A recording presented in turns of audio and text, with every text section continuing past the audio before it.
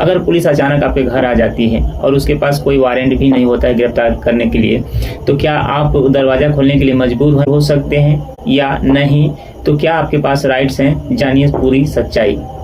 नमस्कार दोस्तों, आप देख रहे हैं अपना चैनल, मैं हूं सुनील यादव। आज हम बात करेंगे कि अगर पुलिस बिना वारंट के घर आ जाए तो हम क्या करें। तो देखिए दोस्तों, भारत में पुलिस कुछ परिस्थितियों में बिना वारंट्स के भी गिरफ्तारी कर सकती है।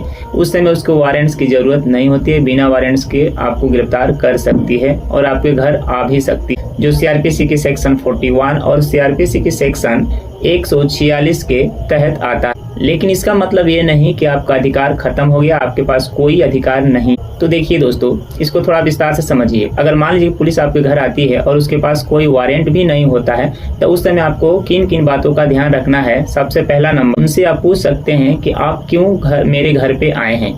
2 नंबर, कि क्या आपके पास कोई ऐसा आईडी है जिससे प्रूफ हो सके कि आप पुलिस विभाग में काम करते हैं या पुलिस वाले हैं। जैसे उनका एक आईडी होता है, वो आईडी आप मांग सकते हैं।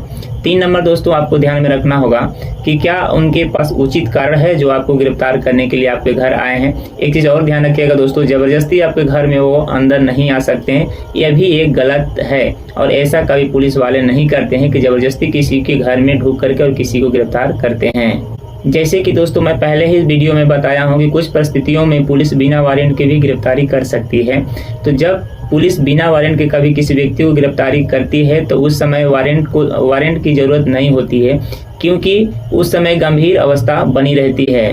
जैसे उन्हें यह महसूस होता है या यह लगता है कि इस स्थान पे कोई जनघन्य अपराध होने वाला है या किसी आरोपी को पकड़ने के लिए आ सकते हैं, तो वैसे स्थिति में वारंट की जरूरत नहीं होती है। किंतु एक चीज और आपको ध्यान देने योग्य बात है दोस्तों कि हर केस में रीजन बताना पड़ता है उन लोगों को कि हम किस कारण से आपको गिरफ्तार कर रहे हैं। वह कारण आपको जब गिरफ्तार करने के लिए आते हैं तो आपको बताते हैं। यह चीज आपका अधिकार है उन लोगों से जानने।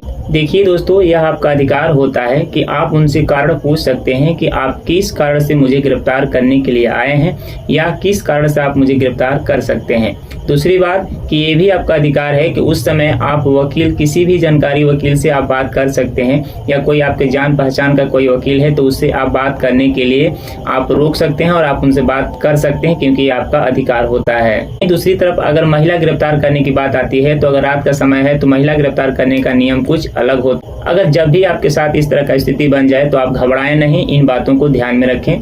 कभी भी ध्यान रखिएगा दोस्तों, जब इस तरह की स्थिति बन जाए तो कभी पुलिस वालों से आपको झगड़ा नहीं करना चाहिए। हो सके तो अगर यदि आप सुरक्षित हैं तो आपको वीडियो रिकॉर्ड कर लेना चाहिए, यानी वीडियो वहां पर बना लेना चाहिए। या अगर यदि आप किसी व्यक्ति पर भरोसा करते हैं या कोई वकील आपका भरोसामंद है तो उससे आप बात कर सकते हैं या तुरंत सूचना दें। साथ ही साथ दोस्तों, आपको ये भी ध्यान रखना होगा जब भी पुलिस आपके घर बिना वारंट के आए गिरफ्तार करने के लिए, तो ये चीज़ आपको ध्यान में रखना होगा कि आप कभी भी उन पुलिस वालों से झूठ नहीं बोलना है, किसी भी प्रकार का उन लोगों से झूठ नहीं बोलना है।